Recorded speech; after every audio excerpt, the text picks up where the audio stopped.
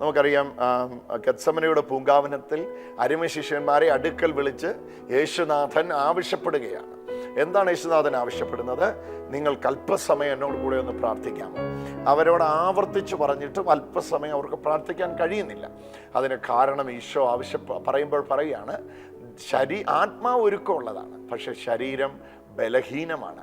അല്ലെങ്കിൽ ആത്മാവിനനുസരിച്ച് ശരീരം പോകുന്നില്ല. അവിടെയാണ് നമ്മൾ ആരാധന എന്താണെന്ന് മനസ്സിലാക്കുന്നത്. മിക്കവാറും ആത്മാവിൻ്റെ പ്രവർത്തനങ്ങൾക്ക് തടസ്സമായി നിൽക്കുന്നത് ശരീരമാണ്. ശരീരത്തിൻ്റെ പ്രവർത്തനങ്ങൾക്ക് തടസ്സമായി നിൽക്കുന്ന ആത്മാവാണ്. ആത്മാവും ശരീരവും മിക്കവാറും സമയങ്ങളിൽ പരസ്പര യുദ്ധത്തിലാണ്, ഒന്നൊന്നിനെ കീഴ്പ്പെടുന്നില്ല. കാരണം ശരീരം ലോകത്തിൻ്റെതും ആത്മാവ് ദൈവത്തിൻ്റെതുമാണ്. ആത്മാവ് നമ്മിലിരുന്ന് ദൈവത്തെ ആവശ്യപ്പെടുമ്പോൾ ശരീരം നമ്മിലിരുന്ന് ലോകത്തെ ആവശ്യപ്പെടുകയാണ്.